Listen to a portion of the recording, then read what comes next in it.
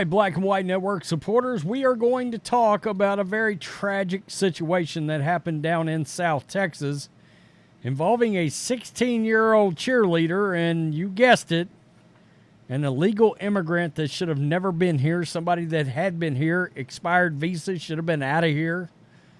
But, I mean, hell, they're not going to go throw anybody out. They're letting them in. They're just letting them just stroll in across the border. Every morning there's a report on the news. They're hollering at somebody else saying, hey, where are you from, blah, blah, blah. And they're screaming, thank you, Biden. I kid you not. As they come into the country. This person shouldn't have been here. Now, a young lady that was a cheerleader preparing for her Christmas parade that afternoon never made it there. Never made it there. And just to give you an idea of where this town is in Texas, let me show it to you. All right? This happened in Edna, Texas. This is Edna right here. There's Corpus. You guessed it. There's the border right down here. Edna down 59 straight over. And you can take 85 or wherever or you can take 2 down into Mexico. But you get my point. There's the border right there. There's Edna, Texas. Now, you have a visual. Hell, every time I stroll into town now, and guys, when I brought that up, it tells me I'm 6 hours from Edna. Hell, every time I stroll into town, I can tell we got a migrant problem and an illegal immigrant problem. I mean, you can just tell it. It's visual. That these people have just flooded in across the border.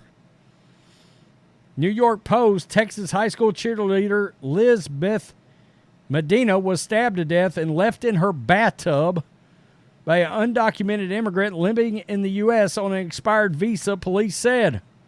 Rafael Govea Romero, 23, was arrested Saturday on capital murder charge in the killing of a 16-year-old Edna High School student last week. Romero's bond has been set by a magistrate at $2 million. Police and the Texas Rangers, acting on a tip, went to Romero's family's home in the small town of Schulenburg, about 95 miles west of Houston, and took him into custody. That's about 50 miles north of Edna when I looked at the map. Detectives also seized evidence from Romero's silver Ford Taurus that they claimed is linked to Medina's killing, but they did not say what it is.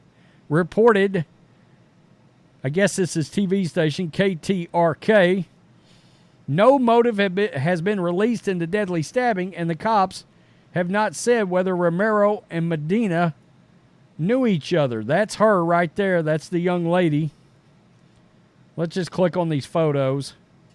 There's the scumbag right there. I've got that exact sweatshirt, folks. I think I wore it over the weekend to the gym. I kid you not. I may have to burn the thing now. There's the police taking this a-hole into custody. There he is. They grabbed him on security footage, running out. And there's her mother. Her and her mother are both very pretty. And her mother is the person that found her. Edna Police Chief Rick Boone said Romero had been in the U.S. illegally overstaying his visa. His family has reportedly lived in Schulenburg about 5 years. Romero has been detained by the U.S. Immigration and Customs Enforcement, ICE, because of his undocumented status, according to Edna Police. So in other words, Biden's border policy should have had his ass shipped out, our actual policies, and well, he wasn't. Of course they're not going to go get him. Why go get him when you're letting people just come across the border? That's another potential Democratic vote right there. Not going to get him out. The Post reached out to ICE for comment Monday and was still awaiting a reply. Medina was found dead in her bathtub on December 5th by her mother, Jacqueline Medina, who became alarmed when her daughter failed to show up for Edna's annual Christmas parade where she was supposed to march with her cheer squad. Quote, my daughter was found in a way no mother should ever find their child. Medina previously told station KAVU, someone hurt my child and someone took my child from me.